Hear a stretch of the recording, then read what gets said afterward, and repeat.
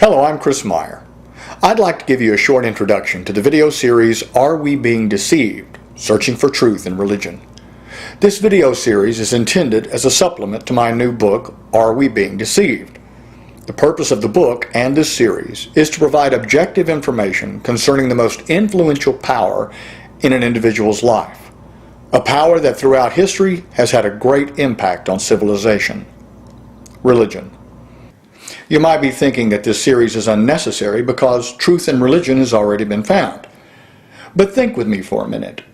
There are a vast number of religions around the world today. Islam with its many derivatives, Judaism, Hinduism, Buddhism, and Christianity with its various denominations and spin-offs like Scientology and Mormonism, all claiming to provide the truth. But can they all be true? If what they profess differs in any way from what the others teach, then one must be true and the others false. But you might be wondering, why do they need to be true at all? Isn't it enough just to believe in something? There are those who say, if I'm comfortable with what I believe and it works for me, why does it need to be true? Why can't we all just believe what we want to? What difference does it make? Well, if what you believe only affects you, then it doesn't make any difference what you believe. However, if what you believe affects others in a negative way, if it leads to the oppression of others, or it results in injury or harm to others, then it does make a difference what you believe, because it impacts the life and well-being of others. If a religion impacts the world in a negative way, then that religion becomes everyone's business. Maybe you've decided that the religion you believe in is the truth and all of the others are false. But think with me again for a minute. What if you belong to one of the other religions? Wouldn't you think that that one was true and all of the others were false? You see, for the most part, we are a product of our environment. What I mean is, if you were born in the Far East, you would probably be a Hindu or a Buddhist or maybe a Taoist. If you were born in the Middle East, you probably would be a member of Judaism or Islam. And if you were born in America or Europe, you would probably be a Christian. You see, most of us are drawn to the religion of our family, or the one that is the most prevalent in our community. That's the one that's the most familiar. And if your parents were active in that religion, it means that you were probably indoctrinated into that religion and its ideology as a child. And because it's the one that's the most familiar and popular, you think that it's the right one, because it's the one you're involved in. And none of us want to believe that we are involved in a false religion. But everyone who's a member of any religion believes that theirs is the right one and that everyone else is wrong.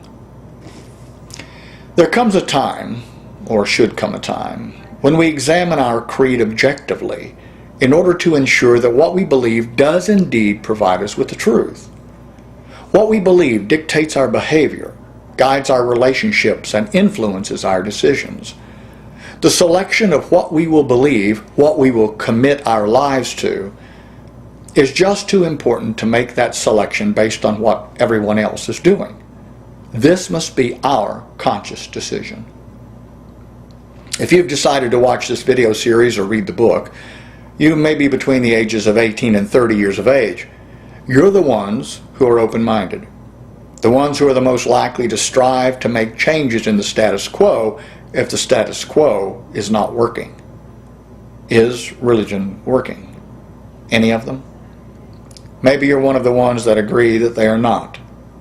If you are, you're not by yourself. According to research by a Pew Forum on Religion and Public Life, 28% of American adults have left the faith in which they were raised in favor of another religion or no religion at all. The survey found that the number of people who say they are unaffiliated with any particular faith today, 16.1%, is more than double the number who say they were not affiliated with any particular religion as children. Among Americans ages 18 to 29, 1 in 4 say they are not currently affiliated with any particular religion. A Gallup poll conducted in mid-2011 reported that more Americans are claiming no religious affiliation than ever before. Why? Nearly 3 in 10 say religion is out of date. Gallup also tracked whether Americans think religion has all or most of the answers to today's problems, or if it's old-fashioned and out of date. In 1958, when Gallup began tracking this measure, 82% of Americans believed religion had the answers, while only 7% felt it was out of date. Today, fewer than 6 in 10 believe they can turn to religion for answers, and nearly 3 in 10 feel religion is old-fashioned. Now I want to warn you at the start that my book and this series is not for everyone. If you're convinced beyond a doubt that what you believe provides you with the truth, then this series is not for you. Some people cannot listen to any discussion that might challenge their faith without getting upset and angry, and it's not my intention to upset anyone, although truth often results in conflict with the status quo. However, if you're disillusioned with the inconsistencies and ineffectiveness of traditional religion, if you're searching for a spiritual path that is closer to the truth than anything that's being offered today, this book and series is for you. My journey in the search for truth in religion started many years ago when I realized through my study that there were things that just didn't add up, that just didn't make sense in the religion that I was involved in. Some of the greatest atrocities in history have been committed by religious zealots in the name of God. Today, the greatest cause of disunity and violence in the world is religious ideology. Why? How can this be justified? How can true religion, if there is such a thing, bring about such benevolence as it has over the years and yet be so destructive to mankind? There are so many questions that need answers. Those questions are the reason for this series and my book, Are We Being Deceived? These questions and concerns include, is there a God? Is the concept of a supernatural entity logical, or is it strictly a matter of faith? If God does exist, what can we know about His character, if anything? Whose side is God on? Does God condone war and killing? If there's only one true God, why are there so many religions? And which one is true? Or do any of them provide the truth concerning God and life? Why do the Bible and the Quran contain so many inconsistencies and contradictions? These are a few of the topics we'll be covering. Now, let me assure you that I'm not trying to convince anyone of anything. I offer this information and research in the hope that it will help those who are searching for answers to find what they're seeking.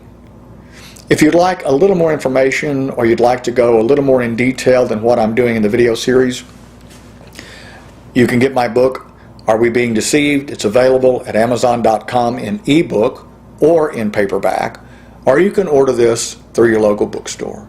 I hope you'll join us for this series, Are We Being Deceived? Searching for Truth in Religion. I hope to see you next session.